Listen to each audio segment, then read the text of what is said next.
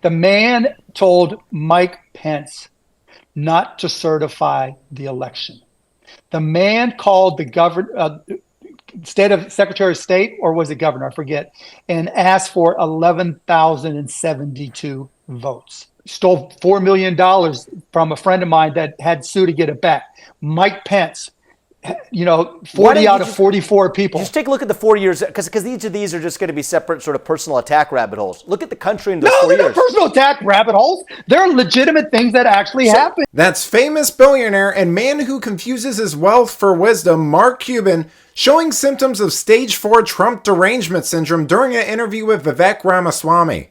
Welcome to Nerk News. I'm Nerkish, and it looks like we recently had a real meeting of the mind because for some reason Vivek Ramaswamy recently sat down with the Shark Tank host for a thoughtful discussion about Donald Trump and Kamala Harris, and let's say it went about as well as you would expect it to. No, is Donald Trump a perfect person? No, he is not. Am I a perfect person? Talking about minimal Are you a perfect person? No, You're not. No, but we're not talking about who's the actual best president. Have you ever stolen money?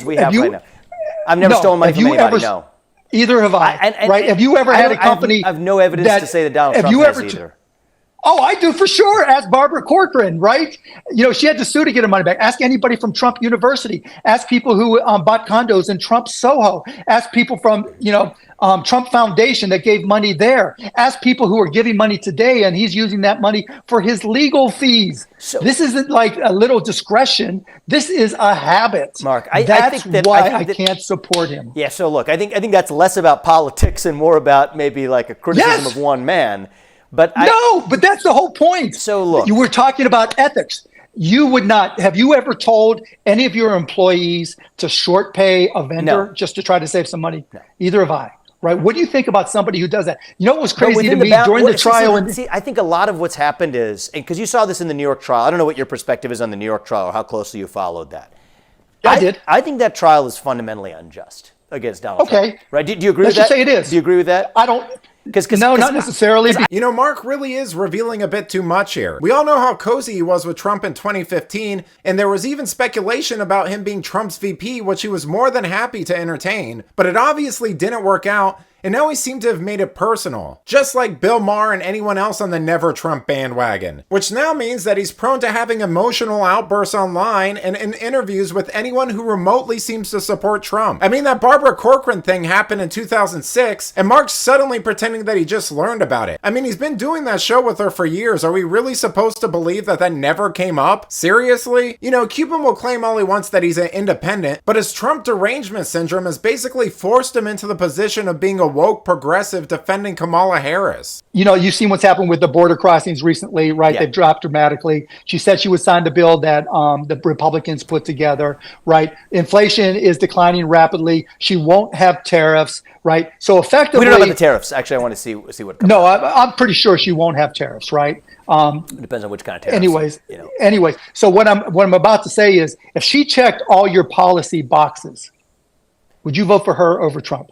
Well, she doesn't check. I mean, she's dead set. I'm just saying, because she hasn't come out. It's only been 2 weeks. Yeah, but I'll tell you this. It's a hypothetical. I'm going to vote for the candidate who I believe has the best policies for the United States of America and who has some basis to carry them out.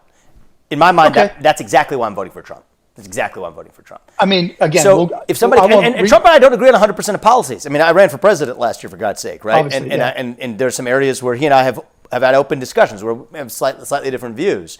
And that's great. But again, let's just say that list of policies you have in your mind. I will vote for the candidate who I believe is committed to enacting the policies I agree with for the United States. Committed to enacting is what I will say. But the candidate who I believe is most committed to enacting the policies that I care about. And what's number one on the list for me is dismantling bureaucracy. Dismantling bureaucracy is so. Who do I think is more likely? If Kamala Harris comes out and says that she's going to fire 75% of federal bureaucrats and shut down excess agencies. But you can't do that. She'd have my attention. She'd have my attention. You can't do that. You can't do that. You and I can disagree. But what you can do is use technology to make the government a lot more efficient. Sure, so add that in there too to replace a lot of the excess. Government declines in size while improving the amount of impact it has for the people who need it most. They're not mutually exclusive. Okay, so what exactly happens to those people displaced by that technology, Mark? Do they just hang around being useless? I mean, this guy is just so dishonest and politically motivated now. He's saying it's only been 2 weeks for Harris, like we don't know who she is at this point. I mean, she's been in politics for a while now. Moreover, she ran for president in 2020 and has been VP for 4 years. We know where she stands on things. Well, we used to until Democrats and the media try to memory hole everything about the radical position she's held so that they can try to paint her as some sort of moderate. I mean, Mark wants to talk about ethics. I don't think it's too ethical to change your principles just to win an election. But let me know what you think. What are your thoughts on Mark Cuban? Is he genuine or ideologically captured by the left? Let me know in the comments, and if you enjoyed this video, please give it a like and subscribe to the channel. That stuff really does help us out. Until then, this has been Nerk News. Thanks for watching. Bye!